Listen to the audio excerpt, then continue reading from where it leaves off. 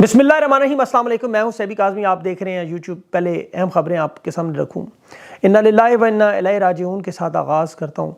سوچا بھی نہ تھا کربلا کیا ہوتا ہے، پڑھتے اور سنتے رہے 2023 میں اپنی آنکھوں سے فلسطین میں غزہ میں دیکھ رہے ہیں۔ ایران میں امام رضا کے روزے پر تاریخ میں پہلی مرتبہ سیاہ پرچم لہرا دیا گیا۔ 1000 کے قریب بچے، 1500 شہادتیں شاید ہو چکی ہیں اب تک۔ مسلمان ممالک کیا کر رہے ہیں اس وقت؟ مصر کے سربراہ ڈکٹیٹر عبد الفتاح سیسی، جس نے منتخب وزیر اعظم محمد مرسی کو شہید کیا، اس کا کردار بھی بڑا عجیب و غریب اور گھناؤنا فلسطین کے تنازع میں سامنے آ رہا ہے۔ سعودی عرب نے بہت بڑی پریس ریلیز ابھی جاری کی ہے۔ معاملات بڑے کھل کر اب مسلمان ممالک کو یا تو سامنے آنا ہوگا یا ہٹنا ہوگا۔ جو بائیڈن کے ساتھ ان کی رہنماؤں کی ملاقات کرنے سے انکار۔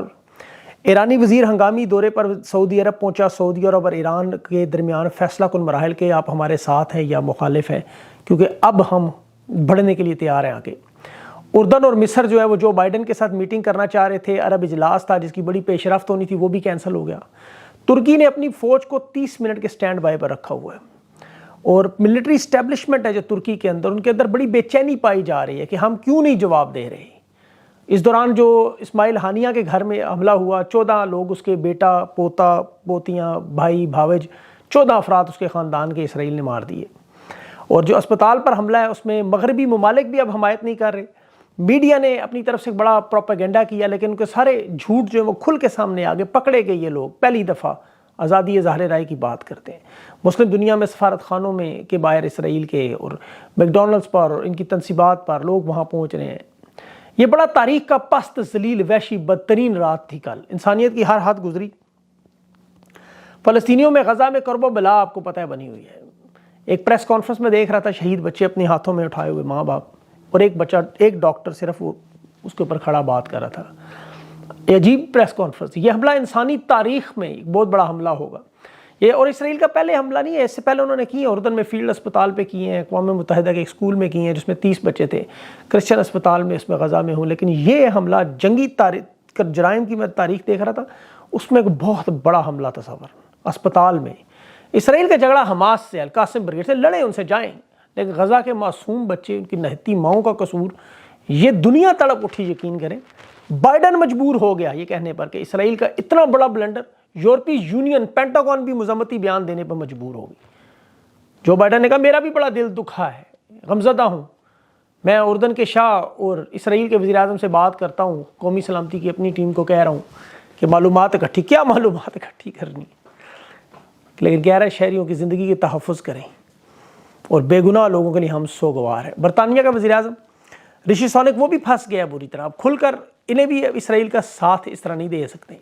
باضمیر باشعور لوگ ان کے اپنے ملک میں، چاہے ان کا تعلق کسی بھی مذہب سے ہے، ان کے اندر اگر روح موجود ہے وہ مذمت کریں گے۔ مشکلات کھڑی ہوں، کینیڈا کے جسٹن ٹروڈو کو سلام پیش کرنا چاہیے، اس حملے پہ وہ بھی خاموش نہیں رہا۔ اس نے کہا غیر قانونی کام کہ ہم کسی صورت میں منظور نہیں کر سکتے، بے گناہ انسان اس طرح مارا جائے۔ ملالہ یوسفزئی کا بھی پہلی دفعہ میں نے دیکھا بیان آ گیا، $3 لاکھ بھی اس نے دیے امداد کے، جنگ بندی کا مطالبہ بھی کیا۔ اسکاٹ لینڈ کے وزیر، مسلمان وزیر ہیں حمزہ یوسف، اس نے کہا ہم نے اپنا بارڈر کھول رہے ہیں۔ اسکاٹ لینڈ کا پہلا ملک ہے جس نے غزہ کے لوگوں کو تحفظ اور پناہ کا اعلان کیا۔ یہ مغرب کے لوگوں کا میں آپ کو رد عمل بتا رہا ہوں۔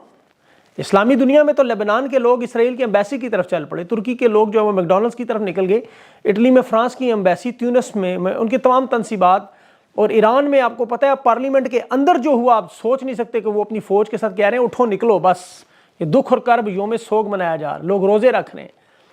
مغربی ممالک میں بھی لوگ جو ذی شعور لوگ ہیں وہ سڑکوں پر ہیں۔ ایک ایٹمی طاقت رکھنے والا 1 ارب مسلمانوں کا 25 کروڑ کی آبادی کا ملک، 1500 شہداء پر ایسی خاموشی جیسے کوئی مردوں کی بستی ہے، کوئی قبرستان ہے۔ خدا کی قسم، بڑے بڑے پہلوان نما ان کے رہنما اسرائیل کے نام لے کے مذمت نہیں کر سکتے۔ آج وہ ایک تجربہ کر دیا میزائلوں کا، کوئی بلکہ نام بھی لے تو اسے جیل میں ڈال دیتے ہیں۔ اور یہی کام مصر کے جنرل عبد الفتاح سیسی بھی کر رہا ہے، اسرائیل کی مذمت کہہ رہا ہے ہم بعد میں کریں گے۔ میں بات اب اس کی کرنا اس لیے نہیں چاہتا، لیکن دیکھیں وہ ظالم ہے، کس طرح کے فلسطینی جو غزہ چھوڑ کے اپنی جان بچا کے آنا چاہتے ہیں۔ اس وقت انسانی جان ضروری ہے، وہ میں نہیں کہتا وہ اپنی زمین چھوڑیں، لیکن اگر وہ جانا چاہتے ہیں مصر تو شہادتیں کم ہوں۔ یہ جنرل عبد الفتاح سیسی جیسے لوگ فلسطینی مہاجرین کو وہاں داخل نہیں ہونے دے رہی، کہہ رہا وہیں رہو، پناہ کی تلاش میں اپنی جان۔ میرے دیکھیں ذاتی خیال ہے انسانی جان سب سے امپورٹنٹ، نہتے معصوم لوگوں کی۔ پاکستان میں افغانیوں نکال رہے کہ چلے ان کی جان اس طرح خطرے میں نہیں ہے، یہاں 90 لاکھ فلسطین میں کا بندہ مصر میں پہلے سے موجود ہے، تھوڑے سے اور آگے کیا فرق پڑے گا۔ لیکن میں اس جنرل کا دیکھ رہا تھا، یہ جنرل سارے ہی ایسے ہوتے ہیں، کہتے ہیں ہم بارڈر اس لیے نہیں کھول رہے کہ فلسطین کا مسئلہ ختم ہو جائے گا، کیونکہ سب جانتے ہیں یہ اسرائیل کا ایجنٹ ہے۔ اب ترکی اس دوران میں فیصلہ کن موڑ پہ پہنچ گیا، وہ بھی ایرانی وزیر خارجہ اپنی بڑی اور آخری ملاقات سعودی عرب سے کرنے چاہیے، کیونکہ وہاں پارلیمنٹ میں بہت شور مچا ہے آج، وہ باہر آ گئے سارے، انہوں نے کہا نہیں اس طرح نہیں ہو، یا ہم اکیلا بھی لڑنے کو تیار ہے اگر کوئی مسلمان ہمارے ساتھ نہیں، انسانی جان قیمتی ہے۔ بائیڈن کی ابھی اسرائیل کے ساتھ بات چیت ہے، اسے پتہ ہے اس کے بعد پھر ابھی گوریلا جنگ شروع ہونے جا رہی ہے۔ ایران کے کمانڈر ان چیف کا میں بیان دیکھ رہا تھا، علی فداوی، اس نے کہا انٹیلیجنس کی ہمارے پاس رپورٹ موجود ہے کہ امریکہ اگر یہ بمباری کا سلسلہ نہیں روکتا، امریکہ اور جو بائیڈن کی اسرائیل کے ملاقات کے بعد یہ معاملہ صاف نہیں ہوتا کہ یہ کس طرف کھڑے ہیں، تو بس پھر ہمیں اس معاملے میں آگے بڑھ کر اپنے ہاتھ میں لینا ہے۔ اردن اور فلسطین کے صدر محمود عباس کے ساتھ بھی بائیڈن کی ملاقات تھی، کانفرنس تھی، اس میں امن کی ملاقات معاملات طے ہونے تھے، لیکن بالکل عین اس سے پہلے اسرائیل نے اتنا بڑا حملہ کیا تھا کہ امن کی کوئی کوشش کامیاب نہ ہو۔ اب بائیڈن کا وہ دورہ بھی کینسل، اردن کا بھی کینسل، محمود عباس نے اس سے بھی ملاقات کرنے سے انکار کر دیا۔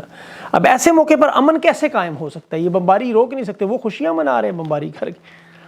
اس واقعے کے بعد دیکھیں ترکی پر، ایران پر اب دباؤ مسلم امہ پر بہت بڑھ چکا ہے، سعودی عرب پر بہت بڑا دباؤ ہے اس وقت۔ عرب ممالک کی طرف سے یہ واضح جواب لوگ مانگ رہے ہیں۔ سعودی عرب میں وزراء کونسل میں میٹنگ ہوئی، اس سلسلے میں بھی ایک پیش رفت ہوئی، ان کی بھی بات چیت ہوئی، لیکن اب یہ سب پھنس چکے ہیں، ان کے پاس اور کوئی راستہ نہیں۔ روس سلامتی کونسل میں جنگ بندی کی قرارداد پیش کی روس نے، وہ انہوں نے مسترد کر دی۔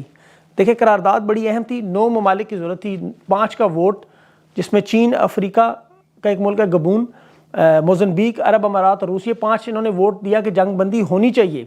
دیکھیں فرانس، جاپان، برطانیہ اور امریکہ، ان چاروں نے جنگ بندی سے انکار کیا، اندازہ کریں۔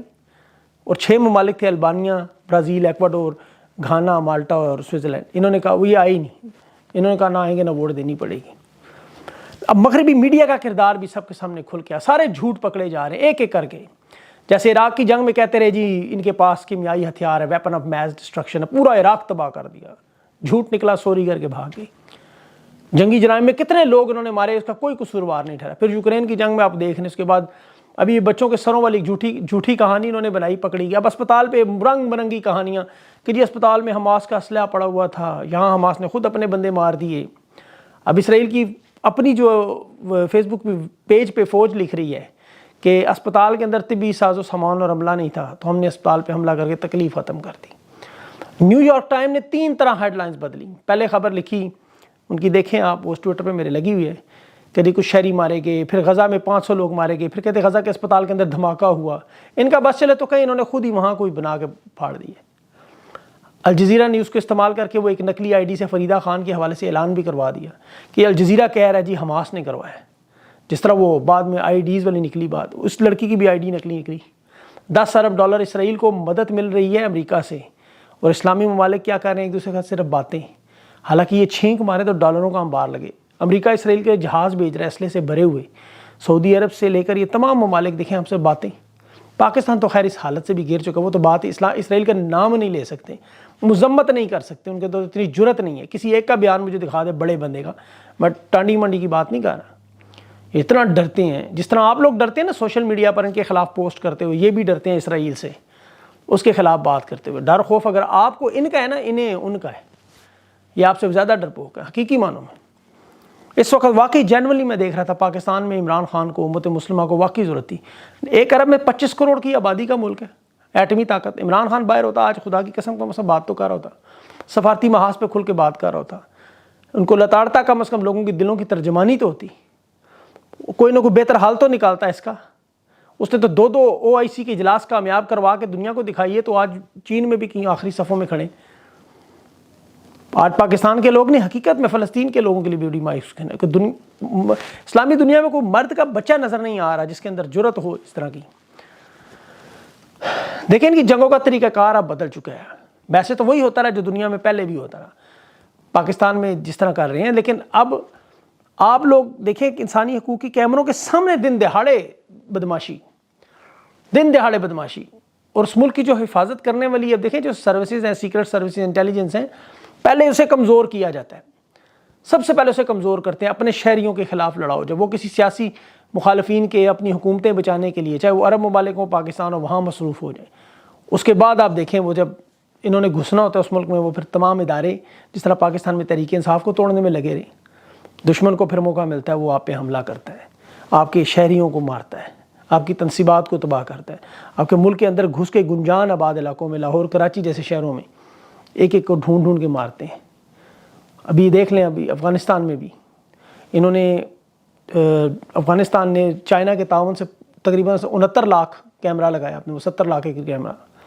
آپ لوگ بھی اس طرح کیمروں کا جال بچھائیں کم از کم، جو مظالم آئیں وہ لوگوں کو دکھائیں تو صحیح، چاہے وہ آپ کے اوپر اسرائیل کرے یا یہ اب خود آپ کے اپنے کریں، عوام تک یہ بات تو پہنچے۔ سوشل میڈیا کا دور ہے، کم از کم یہ چیزیں تو ہیں، اب تو یہ چیزیں روکی جا رہی ہیں سب سے بڑی۔ اس پلیٹ فارم کی پھر ہدایات پر عمل بھی کریں، جذباتی ضرور ہوں لیکن احتیاط کا دامن ضرور استعمال کریں۔ دیکھیں جس طرح مغربی میڈیا اب ایکسپوز ہو چکا ہے، اب آپ کا بھی کام ہے اس کو بڑے طریقے سے اپنے موقف کا اظہار ضرور کریں، لیکن ان کی گائیڈ لائنز کو دیکھ کے، کیونکہ آپ اس وقت کمزور ہیں، چاہے فلسطین میں یا پاکستان میں، اس لیے آپ کو یہ بڑے احتیاط سے سارا معاملہ کرنا ہے۔ مغربی میڈیا دیکھیں اس اسپتال کے سانحے کو کیسے کور اپ کر گیا ہے، کتنے طریقے سے انہوں نے اس کو کور کیا۔ آپ کھول کے ساری ہیڈ لائنز دنیا کی دیکھیں، انہوں نے اتنا بڑا سانحہ تاریخ کا اتنا بڑا سانحہ انہوں نے کیا بنا دیا ایک دم۔ بہرحال انشاءاللہ اس پہ آپ کو مزید اپڈیٹ کروں گا۔ بائیڈن ابھی پہنچ چکا ہے، اسے اسرائیلی وزیر ویلکم کر رہا ہے، ان کی ملاقات شروع ہوگی۔ اس کے بعد جو ڈیولپمنٹس ہوں گی یہاں سے اور عرب دنیا سے، ان معاملات پہ آپ کے ساتھ ضرور شیئر کروں گا۔ اپنا خیال رکھیں، مجھے اجازت دیں، جلد انشاءاللہ ملاقات ہوتی ہے۔ اللہ حافظ۔